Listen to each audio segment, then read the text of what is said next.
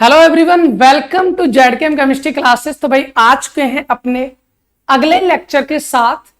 Chemistry of alkene को पढ़ रहे थे। तो सर इससे पहले ना हमारे पास जो है, हमारे पास में कितने लेक्चर हो चुके हैं भाई? इससे पहले हमारे पास 3 लेक्चर हो चुके हैं और this one is lecture number 4। Sir आज हम 4th लेक्चर के साथ आए हैं और इसमें मैं केमिस्ट्री ऑफ एल्कीन में सर पढ़ना क्या है, यानी कि एल्कीन की कौन सी केमिस्ट्री पढ़ रहे हैं, तो भाई आपको बता दिया जाए। भाई हमने शुरुआत में आपको बताया था केमिस्ट्री ऑफ एल्कीन में एल्कीन क्या होती है, उनका बॉन्ड लाइन स्ट्रक्चर क्या होता है, आईयूपीएसी नेमिंग क्या होती है, उसका हाइब्रिडाइजेशन क्या होता है और साथ के साथ सिस ट्रांस आइसोमेरिज्म क्या होती है, ये भी बता लिया था।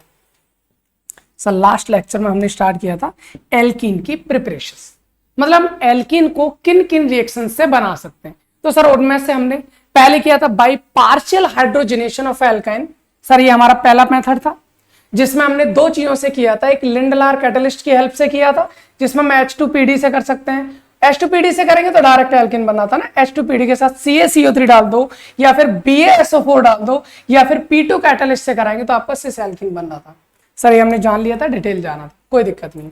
अगर हम सोडियम इन लिक्विड अमोनिया लो या फिर लिथियम इन लिक्विड अमोनिया लो तो आपका ट्रांस एल्कीन फॉर्म हो रहा था। सर ये भी जान लिया था, इसमें भी कोई प्रॉब्लम नहीं।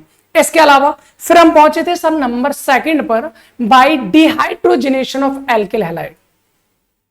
एल्किल हैलाइड के डिहाइड्रोजनेशन से हमने एल्कीन फॉर्म किया था। हमने वहां पर लिया था सर एल्कोलिक KOH या फिर एल्कोलिक NaOH ले लोगे तो यहां से डिहाइड्रोहेलोजनेशन होता है। डिहाइड्रोहेलोजनेशन का मतलब डी का मतलब निकलना, हाइड्रो मतलब हाइड्रोजन, हेलोजनेशन मतलब हेलोजन, मतलब हाइड्रोजन और हेलोजन दोनों निकल जाते हैं। जैसे यहां से X और S दोनों निकल जाते हैं और बीच में डबल बॉन्ड आया।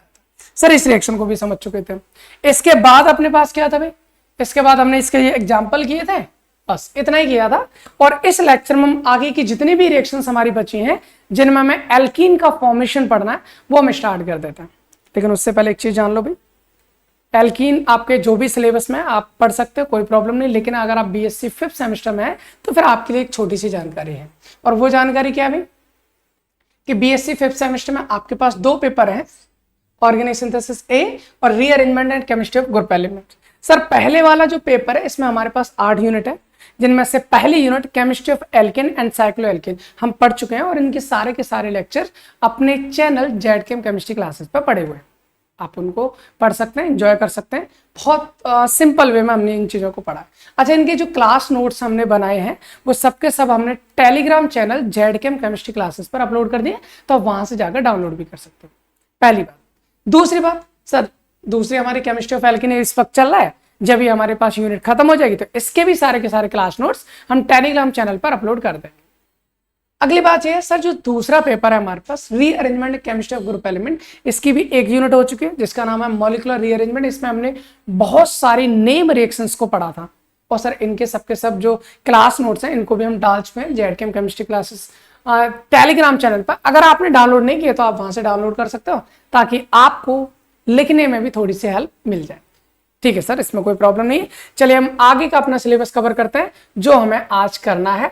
तो भाई हमारे पास आज की रिएक्शन है कि हमें एल्कीन बनाना है bye acid catalysed dehydration of alcohol. Sir 3 word इसमें आ रहे हैं। 3 वर्ड कौन कौन सा? पहला एसिड कैटालाइज्ड, इट मींस इसमें कैटलिस्ट की तरह काम कौन करेगा? एसिड करेगा। दूसरी चीज dehydration. Dehydration the sense, hydration का मतलब होता है एडिशन ऑफ वाटर, वाटर का जुड़ना हाइड्रेशन कहलाता है। डिहाइड्रेशन मींस होता है वाटर का निकलना, मतलब सर यहां से कहीं ना कहीं एक वाटर मॉलिक्यूल निकलने वाला है ऑफ एल्कोहल। कहां से निकलेगा? एल्कोहल से निकलेगा। कुल मिलाकर एल्कोहल से, एल्कोहल की हमें कोई ना कोई रिएक्शन करानी है एसिड की प्रेजेंस में, तो वहां से क्या निकलना चाहिए? H2 निकलना चाहिए। अगर ऐसा होता है तो हमें क्या मिल जाएगा भाई? उसे हम बोलेंगे acid catalysed dehydration of alcohol. चलो एक काम करता है सर, क्या काम करता है? इस रिएक्शन को समझने की कोशिश करता है कि एक्चुअली इसमें होता क्या है। चलो एक काम करता है, पहले हम इसको लिख लेते हैं ना, लिख लेते हैं, उसके बाद आगे सॉल्व करेंगे। तो हम क्या लिखते हैं भाई? व्हेन एल्कोहल की बात करते हैं। When alcohol is heated, alcohol is heated in presence of acid, in presence of acid like H2SO4। जैसे H2SO4 कोई एसिड हमने ले लिया, उसके प्रेजेंस में हमने क्या किया, उसको हीट किया, किसको, एल्कोहल को। और ये एल्कोहल भी कौन सा होना चाहिए, 1 डिग्री एल्कोहल, प्राइमरी एल्कोहल की बात कर रहे हैं। When 1 degree alcohol is heated in presence of acid like H2SO4, it undergo dehydration. क्या होता है भाई, डिहाइड्रेशन होता है एंड फॉर्म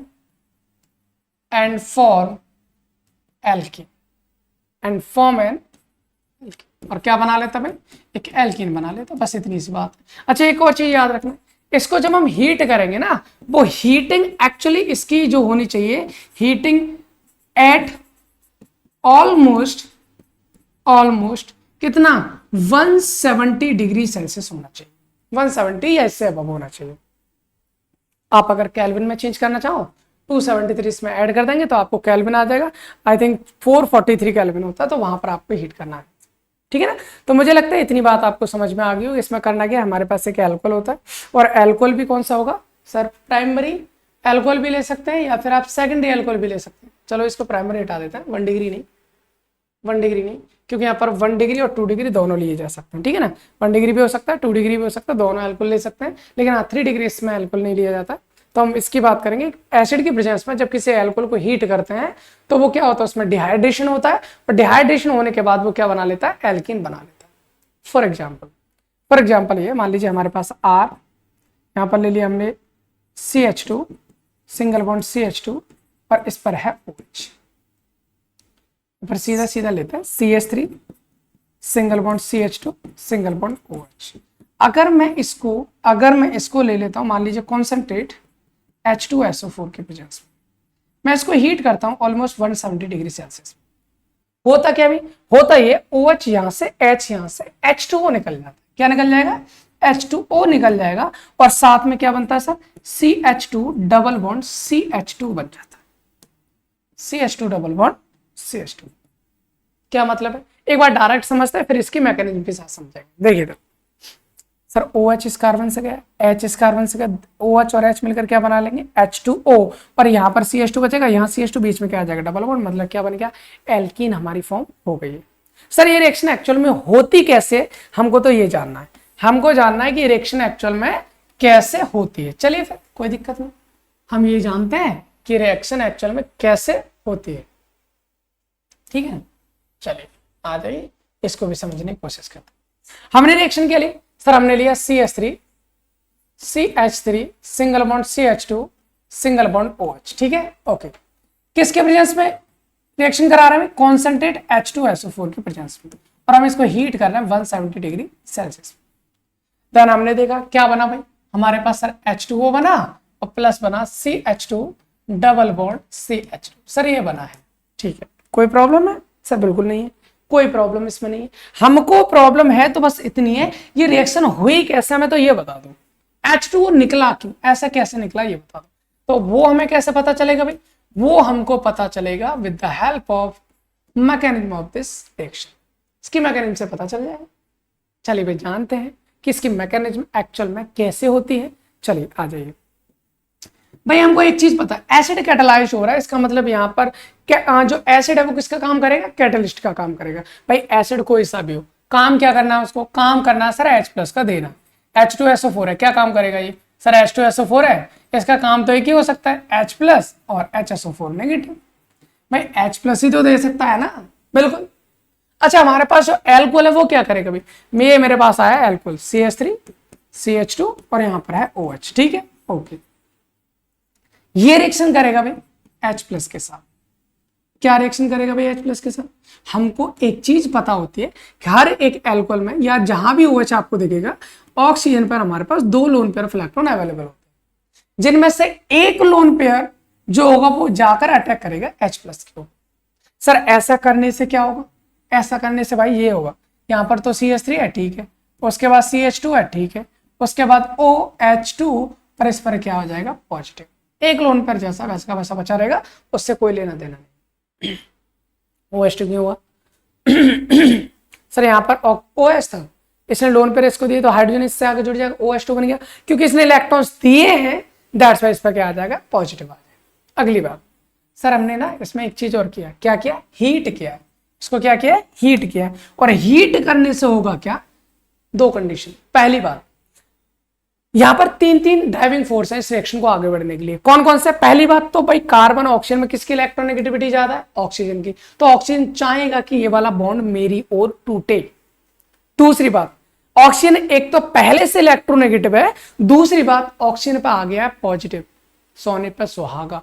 पहली बात तो ऑक्सीजन चाह रहा था ये बॉन्ड मेरी तरफ टूटे, पॉजिटिव ने कहा भाई मेरे अंदर ना खींचने की पावर और ज्यादा होती है, तो पॉजिटिव उसको जितना ऑक्सीजन खींच रहा था उससे ज्यादा स्पीड से खींचेगा, ये होगी। तीसरी चीज क्या होती है भाई, तीसरा चीज हमने कर दिया यहाँ पर हीट। इसका मतलब क्या है, वो खींचना चाह रहा, वो तोड़ना चाह रहा, थोड़ा सा इधर से आकर धक्का लगा दिया आपने, इसको गर्म कर दिया। गर्म कर देंगे तो क्या होगा भाई, होगा ये कि ये वाला जो बॉन्ड है वो इधर जाके टूट जाए। सर कुल मिलाकर हुआ क्या, कुल मिलाकर यहां से हुआ क्या, सर हुआ ये, जब ये बॉन्ड इधर टूटेगा हमारे पास दो हाइड्रोजन है, ठीक है, एक ऑक्सीजन है, ठीक है, मतलब H2O निकल जाएगा। जब ये बॉन्ड इधर टूटेगा तो इस पर क्या आएगा भाई, नेगेटिव आएगा, बिल्कुल। अब वो नेगेटिव पॉजिटिव को खत्म करके क्या बनाएगा, न्यूट्रल H2 निकल। सर इधर क्या बचा, इधर क्या बचा, यहां से बचा CH3 सिंगल बॉन्ड, यहां से बचा CH2, क्योंकि बॉन्ड इधर से टूटा था, दैट्स वाई यहां पर आ जाएगा पॉजिटिव, यहां पर आ जाएगा हमारे पास पॉजिटिव। आई होप इतनी बात आपको समझ में आ रही होगी। भाई आपने देखा एल्कोहल से क्या हो गया, वाटर मॉलिक्यूल निकल गया, इट मींस यहां पर डिहाइड्रेशन हो रहा है, डिहाइड्रेशन हो रहा है। अच्छा मैं इसको ऐसे लिख सकता हूं भाई, मैं इसको ऐसे लिख सकता हूं क्या, यहाँ पर मैं CH2 कर दूं और यहाँ पर एक हाइड्रोजन लिख सकता हूँ, कोई प्रॉब्लम नहीं। कार्बन से 3 हाइड्रोजन अभी भी, कार्बन से 3 हाइड्रोजन है अभी भी, कोई प्रॉब्लम नहीं सर, लिख सकते हैं। अच्छा करना क्या है यहाँ पर मुझे, ऐसा क्यों लिखा है, ताकि ये वाला जो बॉन्ड है वो इधर जाके टूट जाए। क्यों टूटेगा सर ऐसा, वो स्टेबिलिटी के लिए ये वाला जो H+ है। आपने अगर कभी सुना हो हाइपर कॉन्जुगेशन, तो यहाँ पर वही वाला इफेक्ट लगता है। अगर हमारे बराबर वाले कार्बन पर H मतलब क्या है, पॉजिटिव चार्ज है, तो वहां से H+ निकल जाता है, यहाँ नेगेटिव आएगा, नेगेटिव पॉजिटिव दोनों क्या बना लेंगे, बॉन्ड बना लेंगे। मतलब यहां से गया H+, तो यहाँ क्या बन जाएगा, CH2 double bond CH2। Sir ये H+ क्यों निकाला, क्योंकि H+ लिया था तो H+ देना भी है, क्योंकि कैटलिस्ट का तो काम ही होता है भाई रिएक्शन में आपकी सहायता कर सकते हैं, लेकिन रिएक्शन के बाद जैसे हमें वैसे के वैसे ही रहना है। कैटलिस्ट किसी भी रिएक्शन में यूज नहीं होता, मतलब हम ये बोल सकते हैं काम कर सकता है, रिएक्शन की स्पीड को बढ़ा सकता है, लेकिन रिएक्शन के बाद जैसा का वैसा मिल जाता है। तो भाई जैसा H+ बेचारे ने दिया था वापस से हमने उसको वापस लौटा दिया और हमें क्या मिल गया, एल्कीन मिल गया। सिंपल है, कोई प्रॉब्लम नहीं है। इस रिएक्शन में भी आपको कोई भी प्रॉब्लम नहीं होनी चाहिए। चलिए एक काम करते हैं, अगर आप चाहो तो इसका एक क्वेश्चन और कर लेते हैं, ठीक है, एक क्वेश्चन और करते हैं, उसके बाद आगे बढ़ते हैं। बहुत ही सिंपल सी चीज है भाई, एक क्वेश्चन और करते हैं उसके बाद आगे बढ़ते हैं। जैसे कि मान लीजिए हमारे पास सिंपल सा क्वेश्चन है भाई, CH3 single bond CH single bond CH3, okay ठीक। मैंने यहाँ पर OH ले लिया, ये मैं इसलिए ले रहा हूँ कि यहाँ पर जो मैंने एल्कोहल लिया था that is 1 degree alcohol. 1 degree alcohol, 1 degree alcohol क्या होता है, ऐसा एल्कोहल जिसमें OH ग्रुप ऐसे कार्बन से लगा होता है जिससे एक कार्बन लगा होता है, वो 1 डिग्री होता है। लेकिन OH अगर ऐसे कार्बन से लगा जिससे खुद 2 कार्बन लगे, एक इधर, तो उसे हम बोलते हैं 2 डिग्री एल्कोहल, ठीक है ना। ये हमारे पास 2 डिग्री एल्कोहल है और इसको आइसोप्रोपाइल एल्कोहल भी कहते हैं। मैं वही काम कर रहा हूँ सर, एसिड की प्रेजेंस में इसको हीट कर, हीट आप समझ रहे हो 170 डिग्री प्लस ही होना चाहिए, उतना होना चाहिए। क्या होगा भाई, OH यहाँ से H यहाँ से निकल जाएगा, H2 बन क्या जाएगा भाई, यहाँ पर CH3 है, ठीक है, यहाँ पर CH है, ठीक है, डबल बॉन्ड CH2, बस ठीक है। सर हमको ना एक बार फिर से, ताकि हमारी प्रैक्टिस हो जाए, इसलिए हम चाहते हैं कि आप इस रिएक्शन की भी क्या करो भाई, मैकेनिज्म करो। अगर आपको मैकेनिज्म समझ में आए तो आप एक बार खुद करने की कोशिश करें, अगर कर लो तो बहुत अच्छी बात है, नहीं करो तो भाई मैं तो कर ही रहा हूँ, मुझे आप मर्जी से, अपनी मर्जी से चला सकते हो, अपनी मर्जी से मुझे रोक सकते हो, अपनी मर्जी से मुझे प्ले कर सकते हो। तो वही है ना, आप चाहो तो आप खुद कर सकते हो पहले, है ना। अगर हो जाए तो ठीक है, ना हो तो दोबारा प्ले करके देख लो कि मैंने सही किया है नहीं किया। चलिए भाई हम इधर का काम करने की कोशिश करते हैं। हमारे पास है sir CH3 single bond CH single bond CH3, यहाँ पर कौन है OH, भाई हमारे पास H+ आएगा, बिल्कुल आएगा। H+ के साथ कौन रिएक्शन करेगा, OH का एक लोन पेयर, बिल्कुल सही बात है, लोन पेयर आया, अटैक किया H+ पर, यही तो किया था, बिल्कुल। यहाँ क्या आ गया, CH3 CH3 और यहां बन जाएगा OH2 positive. Is that clear? ऐसा ही किया था हमने, बिल्कुल किया था। इसके बाद क्या किया भाई, हमने हीट किया, और सर हीट करने से क्या हुआ, ये बॉन्ड टूट गया और यहां से निकल गया H2O, और बन क्या जाएगा भाई, यहां पर CH3 single bond CH single bond CH3 और यहां पर आ गया पॉजिटिव। काम वही है, काम वही है। इसके पास भी हाइड्रोजन है, इसके पास भी हाइड्रोजन है, दोनों तरफ से मैं किधर से भी एक आप H प्लस को निकाल सकते हो, और H प्लस को निकाल दोगे तो क्या बन जाएगा भाई, CH3 single bond CH double bond CH2। मान लो यहां से H प्लस निकाला तो नेगेटिव पॉजिटिव दोनों बॉन्ड बना लेंगे। क्लियर होगा? सिंपल सी मैकेनिज्म थी, कोई भी प्रॉब्लम नहीं थी। अभी हम चलते हैं अपनी अगली रिएक्शन के साथ, जिसका नाम है डीब्रोमिनेशन ऑफ विसनल डाइहैलाइड या डाइब्रोमाइड। सर डिहाइड्रेशन का मतलब क्या था, वाटर का निकलना। डीब्रोमिनेशन का मतलब क्या होगा, ब्रोमीन का निकलना। बस यही है ना, बस इतना ही है, कोई दिक्कत नहीं। किससे निकालना भाई, फ्रॉम विसनल डाइब्रोमाइड से निकालना। अच्छा यहां पर एक चीज जाननी है, विसनल का मतलब क्या है और जेमिनल का मतलब क्या है, दो चीजें होती हैं भाई। मैं आपको यहां पर बता दूं, हमारे पास एक्चुअली दो चीजें होती हैं। कौन कौन सी होती है दो चीज? पहली एक होती है हमारे पास जेमिनल। क्या होती है? जेमिनल। अगर हमारे पास में मान लीजिए एक कार्बन है, उसी एक कार्बन से मैंने दो हैलोजन जोड़ रखे हैं, तो उस डाइहैलाइड को बोलते हैं जेमिनल डाइहैलाइड। लेकिन अगर हमारे पास में दो अलग अलग कार्बन है और उनसे दो हैलोजन लगे बराबर वाले कार्बन पर, तो उसे हम बोलते हैं विसनल। क्या बोलेंगे उसको? विसनल बोलते हैं। बस इतनी सी जान भाई, दो हैलोजन लगे हैं, अगर दोनों एक ही से लगे हैं तो जेमिनल, अलग अलग कार्बन से लगे हैं बराबर वालों से तो विसनल। आई होप इतनी बात आपको समझ में आ रही होगी, इसमें कोई भी प्रॉब्लम नहीं होनी चाहिए। अच्छा यहाँ पर होता क्या भाई, पहले हमारा एक सिंपल सी चीज है भाई, थोड़ा सा लिख लो ताकि फिर आपका कमेंट आता है सर थ्योरी थोड़ा सा ध्यान दो। कोई बात नहीं, थोड़ी सी थ्योरी की भी ध्यान दे लेते हैं, ठीक है भाई। इधर करने के भाई हम सीधे सीधे बोलेंगे, when vicinal dibromide is treated with NaI, मतलब सोडियम आयोडाइड। और अगर आप NaI ना हो, आप जिंक से भी रिएक्शन करा सकते हो, और zinc it form an alkene, और ये हमारा एल्कीन बना लेता है। सर कैसे, जरा हमको कुछ एग्जाम्पल के साथ समझाइए। जरा इधर आ जाइए भाई। हमने रिएक्शन लिया है, मान लो CH2 सिंगल बॉन्ड CH2, मैंने यहां पर भी एक Br ले रखा है भाई, यहां पर भी मैंने एक Br ले रखा है। अगर मैं इसकी रिएक्शन करा देता हूं NaI के साथ, अच्छा यहाँ पर जो सॉल्वेंट है वो हम एसीटोन लेते हैं। क्या लेते हैं भाई? एसीटोन लेते हैं। होता क्या भाई, यहां पर NaI के दो मॉलिक्यूल यूज होते हैं। दोनों मॉलिक्यूल क्या करते हैं सर, एक NaI एक Br, दूसरा NaI दूसरा, कुल मिलाकर यहां से 2 NaBr निकल जाए। यहां से क्या बचेगा सर? CH2। यहां से क्या बचा सर? CH2। एक सिंगल बॉन्ड पहले से था, एक Br इधर से गया, दूसरा इधर से गया, तो बीच में आ जाएगा सिंपल। प्लस सर एक और चीज बची ना, यहां से 2 I बची, वो ऑलवेज I2 की फॉर्म में निकल जाएगा, बन गई एल्कीन। भाई एल्कीन का मतलब कार्बन कार्बन के बीच सर हमको तो डबल बॉन्ड चाहिए, बस इतना ही चाहिए और कुछ नहीं चाहिए, तो बन गया ना एल्कीन, हो गया। अगली, अगर सर हम इसी टाइप की रिएक्शन आपने कहा अगर जिंक के साथ कराएंगे तो भी हो सकता है, क्या? बिल्कुल हो सकता है। अगर आप इसी रिएक्शन को आप कराते हो जिंक के साथ, तो जिंक बहुत चालू आदमी है, जिंक क्या करेगा, दोनों Br को लेगा और ZnBr2 फॉर्म कर लेता है, और साथ ही साथ क्या बनाएगा भाई? CH2 double bond CH2। Simple, ये बना, हो गई रिएक्शन भाई। इतनी सी ही रिएक्शन थी, डीब्रोमिनेशन ऑफ विसनल डाइहैलाइड। चलिए भाई अगली रिएक्शन के साथ चलते हैं। और अगली हमारी जो रिएक्शन है एक्चुअली हमारी नेम रिएक्शन है और इंपोर्टेंट रिएक्शन भी है। विटिक रिएक्शन इसको बोलता है, विटिक रिएक्शन। अच्छा विटिक रिएक्शन में होता क्या, मैं आपको बताऊं। इस रिएक्शन को मोस्टली एल्डिहाइड और कीटोन की बात करेंगे। अगर हमें एल्कीन बनाना है तो यहां पर कौन देता है इस रिएक्शन को? एल्डिहाइड या कीटोन देता है। पहली बात तो ये समझ लो, एल्डिहाइड कीटोन किसके साथ रिएक्शन करते हैं भाई? ये रिएक्शन करते हैं फॉस्फोरस सिलाइड के साथ। आपको अगर सर फॉस्फोरस एलाइड क्या होता है अभी समझ में आ जाएगा। हम यहां पर लिखते हैं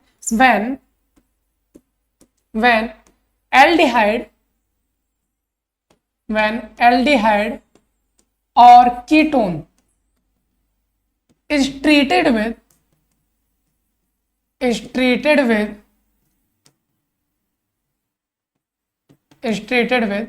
phosphorus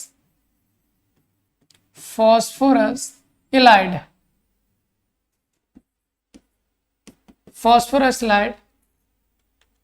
it form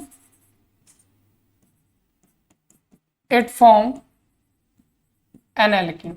ये क्या बना लेता भाई, एक एल्कीन को बना लेता है। सर पहला क्वेश्चन है एल्डिहाइड कीटोन से कैसे रिएक्शन करता है, दूसरा क्वेश्चन है फॉस्फोरस एलाइड। पहला क्वेश्चन तो हमारा यही है सर फॉस्फोरस एलाइड क्या होता है, मुझे तो ये बता दो। मैं आपको बता दो सिंपल सी कहानी, जरा इधर सुन लीजिए। फॉस्फोरस की होती है भाई साहब 5 बैलेंस, कितनी होती है 5। ये है हमारे पास फॉस्फोरस 1 2 3, इन तीनों से कोई भी एल्किल ग्रुप या कोई भी एरिल ग्रुप जुड़ा हो, ठीक है ओके। यहां पर फॉस्फोरस से डबल बॉन्ड से कौन जुड़ा होना चाहिए, कार्बन जुड़ा होना चाहिए, और इस कार्बन की 2 वैलेंसी रहेंगी, इससे 3 वैलेंसी कुछ ना कुछ रहेंगी। सर इसको बोला जाता है फॉस्फोरस इलाइड। क्या बोलते हैं इसको, हम फॉस्फोरस इलाइड कहते हैं। आई होप इतनी बात आपको समझ में आ रही होगी। इसको हम ये क्या लिख दिया, यील्ड लिख दिया, फॉस्फोरस इलाइड कहते हैं, ठीक है फॉस्फोरस। आई होप इतनी बात समझ में आ रही हो। अच्छा रिएक्शन कैसे करता जरा देखो। मान लीजिए मैंने यहाँ पर एक एल्डिहाइड या कोई कीटोन ले सकता हूँ, मैंने ले लिया, डायरेक्ट रिएक्शन करते हैं फिर उसके बाद मैकेनिज्म करेंगे, ठीक है ना। हमने लिखा R single bond C double bond O single bond H लगा देता हूँ, तो इसको मैं एल्डिहाइड कहते हैं। आपको पता है ना, इसको एल्डिहाइड कहते हैं, बिल्कुल सही बात है। अगर मैं करता क्या हूं, अगर मैं ये करता हूं यहां से H हटाकर H की जगह क्या लगा देता हूं, दोनों तरफ R लगा देता हूं, तो इसको हम क्या कहेंगे सर, इसको कहते हैं कीटोन। पता है, बिल्कुल पता। हम सर एल्डिहाइड की रिएक्शन अलग कराएंगे, कीटोन की रिएक्शन अलग कराएंगे, उसके बाद इनकी मैकेनिज्म को समझ लेंगे, ठीक है ओके। किसके साथ रिएक्शन करानी है सर, फॉस्फोरस इलाइड के साथ रिएक्शन करानी है। मान लीजिए मैंने यहाँ पर जो रिएक्शन करा रहा हूँ वो करा रहा हूँ PPS3। एक फॉस्फोरस से 3 फेनिल ग्रुप लगे हैं, यानी कि ये 3 बॉन्ड है ना, ये वाले 3 फेनिल ग्रुप लगे, डबल बॉन्ड से कार्बन जुड़ा है। अब इन कार्बन से आप CH2 जोड़ दो, मतलब 2 हाइड्रोजन जोड़ दो, या फिर कोई 2 अलग एल्किल ग्रुप जोड़ दो, किसी को भी जोड़ दो, कोई फर्क नहीं पड़ता। क्या रिएक्शन होगी भैया, मैं आपको बताऊं तो इसमें रिएक्शन क्या होती है, ये जो ऑक्सीजन है ना इस PPS3 के साथ निकल जाता है, और निकलने के बाद बनाता है क्या, अभी बताते क्या बनाता है। पहले यहां पर देखो RCH डबल बॉन्ड CR, पहले तो ये बन जाएगा RCH, C से ये निकल गया तो डबल बॉन्ड C, उससे 2 R लगे, प्लस प्लस प्लस, साथ में क्या बनेगा भाई, ये बन जाएगा P से 3 PS लगे PPS3, और साथ में डबल बॉन्ड से Cr2 निकल जाएगा, और डबल बॉन्ड से कौन लग जाएगा ऑक्सीजन, यानी कि ये बन जाएगा हमारा ये वाला कंपार्टमेंट। सिमिलरली अगर हम यही रिएक्शन किसके साथ कराते हैं, अगर हम यही रिएक्शन कराते हैं भाई इनके साथ, किसके साथ कराते हैं, कीटोन के साथ कराते हैं, सेम टाइप का प्रोडक्ट बनना है। क्या बन जाएगा सर, RCR, यहां पर S था तो H आ गया, R है तो R आ जाएगा, डबल बॉन्ड C, इधर भी R इधर भी R, और बन के आ जाएगा भाई PPS3 double bond. I hope इतनी बात आपको समझ में आ गई होगी। सर इसी रिएक्शन को कहा जाता है विटिग रिएक्शन। अच्छा इसके मैकेनिज्म समझते हैं, इसके हमको समझनी है सर मैकेनिज्म क्या होती है, इसके मैकेनिज्म जरा इधर देखते हैं। चलो यहीं से कर देते हैं एक बार, चलिए मैकेनिज्म समझते हैं। पहले तो रिएक्शन लिखो एक, मान लीजिए मेरे पास ये है R single bond C double bond O, यहाँ पर भी R है, ठीक है कीटोन है, प्लस यहाँ पर ले लिया मैंने PPS3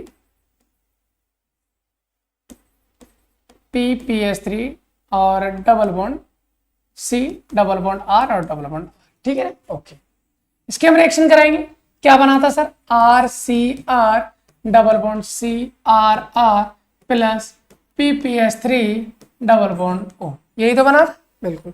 हमको क्या चाहिए सर, एक ही चीज चाहिए, अपन मांगते हैं ओनली मैकेनिज्म। क्या चाहिए हमको? हमको चाहिए सर मैकेनिज्म, ताकि हमको रिएक्शन ना किसी भी स्थिति में अच्छे से समझ में आ जाए। ठीक है सर, आइए कैसे करते हैं भाई। हम ऐसे करते हैं, सबसे पहले ना हम इसको उठाएंगे। किसको उठाएंगे भाई? कीटोन को। कीटोन को यहां लिख दिया। कीटोन हो या फिर एल्डिहाइड हो, कुछ भी हो, आर सी डबल बॉन्ड हो, आर सी डबल बॉन्ड हुआ, क्या होता है? कीटोन होता है। ठीक, प्लस फास्फोरस एलाइड को ले लो, क्या होता है भाई? फास्फोरस होता है। इससे हमारे पास 3 पीएच होता है, सबको पता है। इसे कितने पीएच है हमारे पास? 3। या फिर आप कार्बन लेते हैं, कार्बन से 2 एल्किल ग्रुप लगे हैं और यहां पर कौन लाए? Double bond PPH3, double bond PPH3, यही तो होता है। अच्छा, कार्बन और फास्फोरस में भाई इलेक्ट्रॉन नेगेटिविटी जो होती है ना, वो कार्बन की ज्यादा होती है। तो कार्बन की ज्यादा होने की वजह से एक बॉन्ड को अपनी ओर तोड़ लेगा, और कार्बन जब बॉन्ड को अपनी ओर तोड़ेगा तो भाई हम जानते हैं कार्बन पर नेगेटिव और फास्फोरस पर पॉजिटिव होता है। मतलब कहने का ये भाई कि इस वाली फॉर्म को मैं ऐसे भी लिख सकता हूं। और आपको एक चीज पता होता है, अगर आपने जरा सी भी हल्की सी भी ऑर्गेनिक केमिस्ट्री पढ़ी है, अगर क्लास 11-12 से भी पढ़ी है, तो फिर आपको करना क्या है? यहां का जो नेगेटिव है ना, वो अटैक करता है कार्बोनिल कार्बन यहां पर, और बॉन्ड टूट जाता है ऊपर की साइड। सर ऐसा करने से क्या होगा भाई? ऐसा करने से ना ये होगा, कार्बन यहां आर है, यहां पर आर है, यहां पर सिंगल बॉन्ड ऊपर आ जाएगा नेगेटिव। जब ये अटैक यहां करेगा तो ये जुड़ जाएगा इस कार्बन से, और इस पर कितने आर लगे हुए हैं भाई? इस पर भी हमारे पास 2 आर लगे हैं। यहां पर कौन है? फास्फोरस PPH3, और इस पर है पॉजिटिव। भाई इतना ही तो है, बिल्कुल है। अभी क्या करना अपन? सर नेगेटिव पॉजिटिव को छोड़ता तो है नहीं, फिर से आएगा, इसको दिखा पॉजिटिव, अटैक कर दिया। और अटैक करने के बाद क्या बना फिर भाई? हमारे पास ये बन गया R R single bond C, R R, और यहां पर O, यहां पर PPH3, और यहां पर ये बॉन्ड, ये तो बन जाएगा बिल्कुल। अभी क्या करना है? यहां से होता है हल्का सा रीअरेंजमेंट। कैसा? सर ये बॉन्ड जाएगा इधर, ये बॉन्ड जाएगा इधर। सर ऐसा करने से क्या होगा? ऐसा करने से ये होगा, अगर ये बॉन्ड इधर गया, ये बॉन्ड इधर गया, तो यहां पर PPH3 रहेगा, और उससे डबल बॉन्ड से ऑक्सीजन जुड़ जाएगा। प्लस साथ के साथ क्या है? C, इससे 2 आर लगे हैं, ये बॉन्ड इधर आएगा तो डबल बॉन्ड आ गया, फिर C, और इससे भी 2 आर लगे, बन गया। हो गया। आई होप इसकी भी आपको मैकेनिज्म समझ में आ गई होगी। सिंपल सी मैकेनिज्म है, सिंपल सी रिएक्शन है, कोई भी दिक्कत हमें है नहीं। और एल्कीन बनाने की अब हमारे पास ये हो गई है लास्ट रिएक्शन। इसके बाद हमारे पास एल्कीन की जो प्रिपरेशन है वो खत्म हो जाएगी। ठीक है, जरा आ जाइए आप। By heating quaternary ammonium salt, अगर आप क्वाटरनरी अमोनियम सॉल्ट को हीट करोगे तो भी आपको एल्कीन मिलता है। सर समस्या ये कि क्या होती है सर, क्वाटरनरी अमोनियम सॉल्ट क्या होता है? तो पहले तो इसके बारे में जान लेते हैं। मान लीजिए हमारे पास ये एमीन है, आपने एमीन पढ़ा होगा, RNH2 होता है, इसको एमीन बोलते हैं। कौन सी एमीन है? This one is primary amine. अगर आप इसकी रिएक्शन मान लीजिए किसी एल्किल हैलाइड से करा दिए, मान लो मैंने RX से करा दिया, क्या होता है सर? होता वही है जो हम कहना चाह रहे हैं भाई। इसके लोन पेयर है, अटैक करेंगे इसका कार्बन पर, और हेलोजन को बाहर कर देंगे। तो यहां से ये होता है भैया कि यहां से एक H एक X मिलकर HX निकाल देता है। और ऐसा करने से क्या होता है भाई? ये हो जाता है, एक R पहले से था, दूसरा R मिल गया, तो ये बन जाएगा R2NH, और इस पर आ जाएगा loan. This one become secondary amine. अगर नाइट्रोजन से एक एल्किल ग्रुप लगाया तो उसे प्राइमरी एमीन कहेंगे, 2 लगे हैं तो उसको सेकेंडरी एमीन कहेंगे, क्योंकि एक H और X मिलकर HX निकाले। अच्छा, इसी रिएक्शन को अगर आप वापस से कराते हो, RX से करा दो, क्या हो जाएगा सर? वही इसके लोन पे वापस से अटैक करेंगे, X फिर निकालेंगे। और ऐसा करने से क्या होगा सर? अभी इसके पास एक और H है ना, फिर से HX निकल जाएगा। और HX निकलते क्या बन जाएगा भाई? HX निकलते ये बन गया R3N, और इस पे लोन पे बिल्कुल ये बन जाएगी सर 3 डिग्री एमीन। क्या बन जाना है? 3 डिग्री एमीन बन जाएगी। अगर आप इसकी रिएक्शन वापस से फिर से करा दो RX से, क्या होगा? वही लोन पर अटैक करेंगे यहाँ X बाहर। लेकिन एक समस्या है। क्या समस्या? सर इसके पास हाइड्रोजन बचा ही नहीं, और हाइड्रोजन बचा ही नहीं तो HX तो निकलेगा नहीं, और नहीं निकलेगा तो ये तो बन गया R4N। सर अब इसके पास हाइड्रोजन नहीं है, इसने लोन पेयर दे दिए, इसका मतलब इसके पास आएगा पॉजिटिव चार्ज। तो अब इस पे आ जाएगा पॉजिटिव चार्ज, और इससे x नेगेटिव साथ में लग जाएगा। Sir this is 4 degree ammonium salt, 4 degree ammonium salt इसी को बोलते हैं।